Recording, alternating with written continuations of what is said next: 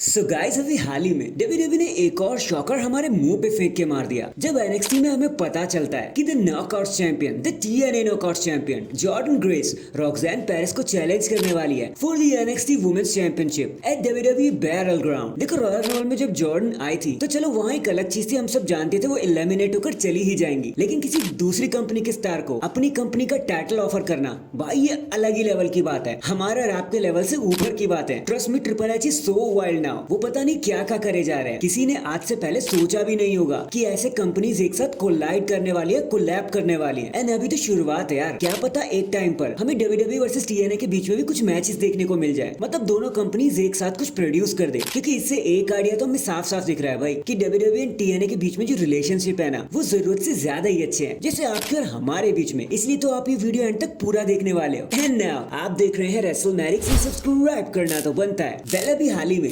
एक हफ्ते में लिव मॉर्गन से दो बार हार जाने के बाद लगता है बेकी लिंच ने इस हार को अपने दिल पर ही ले लिया है, क्योंकि एक पोस्ट करते हुए जहां पर वो जाते हुए दिखाई दे रही हैं और उन्होंने क्रिप्टिक कैप्शन कर दिया है जहां पर लिखा है टू बी कंटिन्यू। वैसे तो सैटरडे को बेकी लिंच का कॉन्ट्रैक्ट बस एंड होने ही वाला है, तो क्या ये कोई इंडिकेशन तो नहीं कि बेकी बस अब एक ब्रेक के लिए जाने वाली है और वापस आकर अपना बदला जरूर लेंगी। वेल अब तो देखते कि द मैन की स्टोरी अब यहाँ से कहाँ जाने वाली है नेक्स्ट। भले ही द बीस्ट ब्रॉक लेसनर पर सारे ही बैन लिफ्ट किए जा चुके हैं डब्ल्यूडब्ल्यूई की तरफ से, और अब कोई भी ब्रॉक लेसनर का नाम खुलकर ले सकता है जब भी उसका मन करे या जब भी रेलेवेंट टाइम हो। उसे रोका नहीं जाएगा, ना कोई बैन लगाया जाएगा उस पर, ना कोई रोक टोक होगी। लेकिन अब एक न्यूज और भी सामने आ रही है कि okay fine, Brock Lesnar is good, उनके ऊपर से सारे जो टैग्स है ना वो हटा लिए गए हैं, एलिगेशन को रिमूव कर दिया गया है। बट इसका मतलब ये नहीं है कि वो आज ही के आज रिटर्न कर लेंगे, बल्कि डब्ल्यूडब्ल्यूई ने तो उनके रिटर्न के लिए कुछ सोचा ही नहीं है और कोई मैच भी प्लान नहीं किया उनके लिए। तो जो ब्रॉक लेसनर का पेज है ना वो अभी भी खाली स्याही से भरा हुआ है, ब्लैंक है, कुछ भी लिखा नहीं है उसके ऊपर, अभी भी उस पर स्टोरी लिखा जाना बाकी है। बाकी एक बार आप समर स्लैम को आने दो, क्योंकि असली पत्ते तो वहीं पर खुलेंगे, क्योंकि वहां पर बहुत से स्टार्स रिटर्न करने वाले हैं। वीडियो को देखते जाओ, थोड़ी देर में आप बस जानने ही वाले हो कि वो स्टार्स कौन कौन से हैं। इसके बाद लास्ट फ्राइडे नाइट स्मैकडाउन जो डायरेक्ट हो रही थी सऊदी अरेबिया जेडा सुपरडोम से, तो आप में ये क्यूरियोसिटी भी होगी कि भाई उस शो के हिसाब से कितनी व्यूअरशिप आई डब्ल्यूडब्ल्यूई स्मैकडाउन के पास, क्या छप्पर फाड़ के मिल गया उन्हें माहौल। देखो ऐसा तो कुछ नहीं हुआ, लेकिन वैसा ही हाल भी रहा 50-50 का। सो